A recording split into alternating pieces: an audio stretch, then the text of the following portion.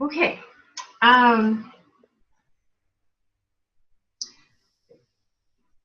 do you think that we could talk about, because we have spoken a few times about separation and the concept and how there's a you and I. Um, I'm not sure if it's time yet to speak to it, but are we able to speak about the imprint? Are we able to? Do I have to check in with someone? Sometimes I feel like, Julianne sometimes wants I to feel talk like about the the imprint. imprint is something that you kind of wait to get into, but I don't know. Because Well, it's yeah, I mean, I can certainly lay the groundwork for it just to give people an understanding because it is such an important component of moving into a deeper level of seeking. mhm. Uh, so I pointed to the fact that consciousness is identified with the concept of separation, right? As if it was not only a possibility, but a reality.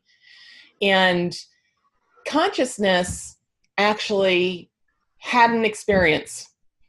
And there is a very specific meditation that I walk seekers through, usually multiple times, where they actually get to witness the experience that they actually had when this occurred. And I'm not going to tell you that now because that needs to be given at the proper time for the student, in question. But I will say this, that what consciousness experienced when it believed it was possible to be separate from God was actually that. What it experienced was itself being separated from God. Now, in highest truth, it never happened. It never happened. It never happened. It never happened. It never happened. And I don't care how many times I have to say it. It never stops being true. It never happened, regardless of what the world looks like here. You haven't ever left God.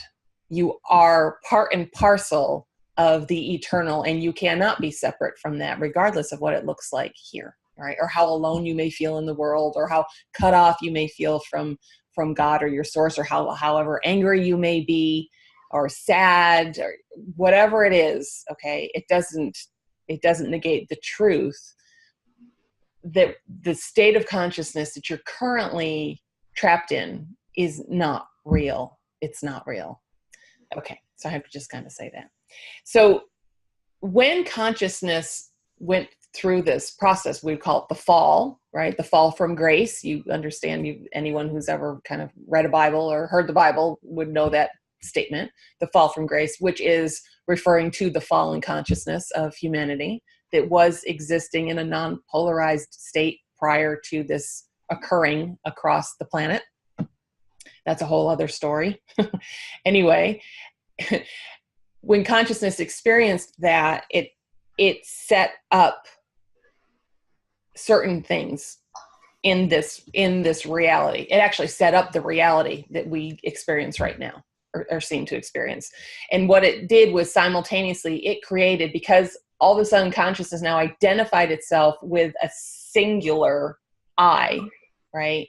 So there could be a me. Well, if there is a me, by definition, there also has to be a you, right? You can't have me unless there's something outside of me, right? If you just look at it from a purely linguistic place.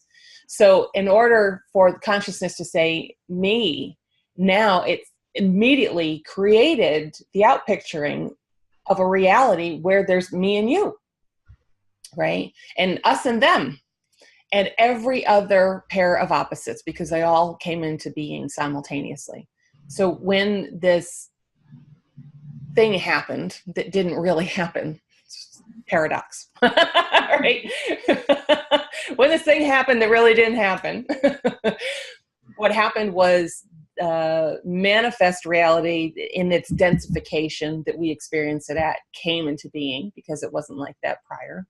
And it also set up reincarnation and karma, because that did not exist prior.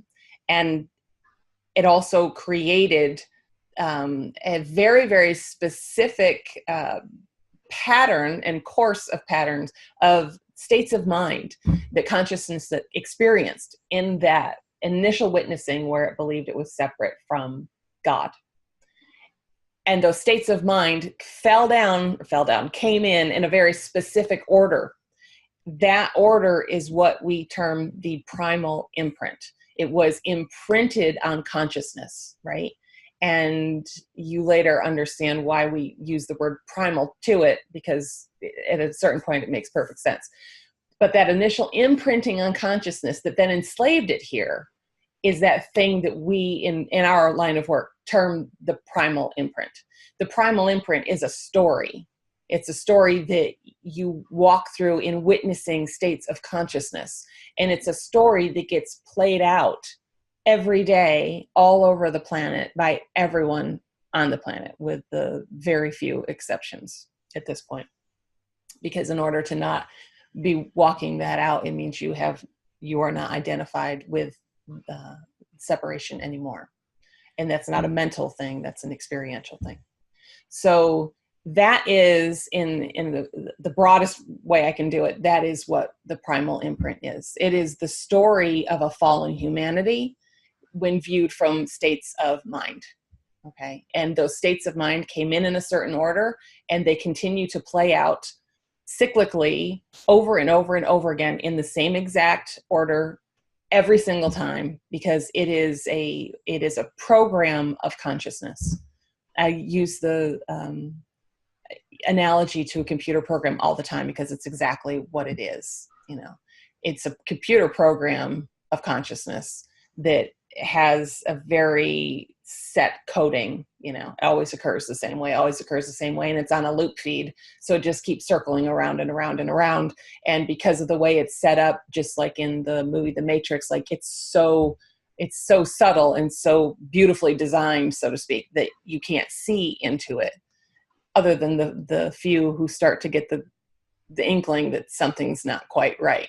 And that, of course, is the seeker of truth, the one who really has been paying attention to that fire that does burn inside of them, that everybody has. Let's not, no one's any better than anybody else. It's just for some, that fire kind of leads them to asking the questions and desiring the answers and moving to find those answers faster than others. Others kind of take their time, and then some want to do it really fast. So, but no one's any better than anybody else. But in essence, that is what the imprint is. Okay, thank you. I hope that was really long, and I know there's so much to it, and I hope it wasn't completely, inaccessible to people listening who don't hold the understanding of what that is. So you can tell me if you feel it was understandable. I thought it was. Okay. I thought it was, without getting into everything. Yeah.